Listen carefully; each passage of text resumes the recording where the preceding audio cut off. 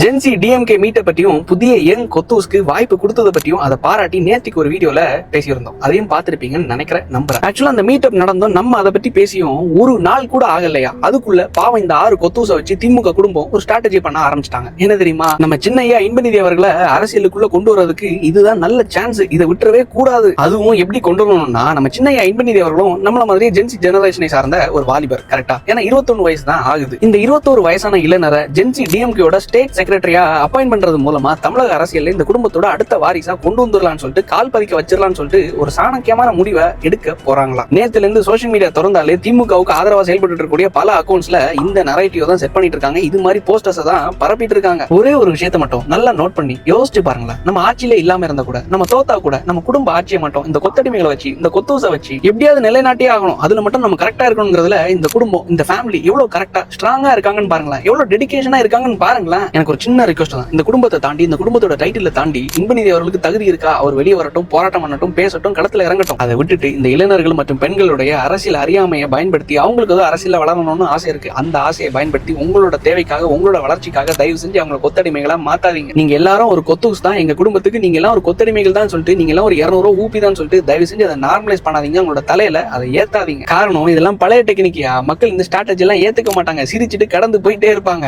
மக்களே அப்டேட் ஆயிட்டாங்க. இத்தனை லட்சம், இத்தனை ஆயிரம் கோடி ரூபாய் சம்பாரிச்சு வச்சிருக்கீங்களா, நீங்க கொஞ்சம் அப்டேட் ஆகலாம்ல, கொஞ்சம் இந்த ஸ்ட்ராட்டஜிஸ்ட் எல்லாம் கொஞ்சம் மாத்தலாம்ல. வரக்கூடிய நாட்கள்ல இளைஞர்கள், யங்ஸ்டர்ஸ் நம்ம பண்ண வேண்டிய, செய்ய வேண்டிய விஷயம் ஒன்னே ஒண்ணுதான். தவறு எங்க நடந்தாலும் சரி, தவறை யார் செஞ்சாலும் சரி, அது ஆளுங்கட்சியான டிவிக்கே செஞ்சாலும் சரி, அந்த நடக்கக்கூடிய தவறுகளை நம்ம சுட்டி காட்டினா மட்டும்தான் மேலும் அந்த தவறு நடக்காத அளவுக்கு பார்த்துப்பாங்க, அரசாங்கமும் அதை தடுத்துப்பாங்க, மக்களும் உண்மையிலே சந்தோஷமா இருப்பாங்க. அதை விட்டுட்டு போன ஆட்சியில நடந்த எல்லா தவறுகளுக்கும் அதை கேட்டுட்டு முட்டு கொடுத்துட்டு இருந்த இந்த கொத்தடிமைகளை மாதிரி நம்ம எல்லாம் கொத்தூஸ் கிடையாது. ஏற்கனவே இந்த கொத்தடிமைகள், கொத்தூஸ், இந்த 200 ஊப்பிகள் எல்லாம் மக்கள் ஓரம் கட்டிட்டாங்க. அடுத்து வரக்கூடிய அரசியல் எப்படி இருக்கணும்னு மக்கள் எதிர்பார்க்கறாங்கன்னா, உன்னி இளைஞர்கள் அதிகம் இருக்கக்கூடிய டிவிகே வர்சஸ் என்டிகேவா இருந்தாலும் சிறப்பு தான், இல்ல அடுத்து புதிய கட்சியை ஆரம்பிக்க இருக்கக்கூடிய வர 4ஆம் தேதி அனௌன்ஸ் பண்றதா இருக்கக்கூடிய டிவிகே வர்சஸ் அண்ணாமலை அவர்களுடைய புதிய படையா இருந்தாலும் மிகவும் சிறப்பு தான். இவங்க 2 பேருக்கு மேல நம்ம தமிழ்நாட்டுல கருத்து வேறுபாடுகள் பலருக்கு பல இருக்கலாம், எனக்கு உட்பட. ஆனா இருந்தாலும் தமிழ்நாட்டுல பல யங்ஸ்டர்ஸ்க்கும் இளைஞர்களுக்கும் அரசியல் ஆசான இருக்கக்கூடிய நபர்கள் இவங்க 2 பேர் தான். சோ வர நாட்கள்ல டிவிகே வர்சஸ் என்டிகே வர்சஸ் புதிய கட்சி, அதோட பேர் என்ன வேணாலும் இருக்கலாம், வர 4ஆம் தேதி அனௌன்ஸ் பண்றதா இருக்காங்க.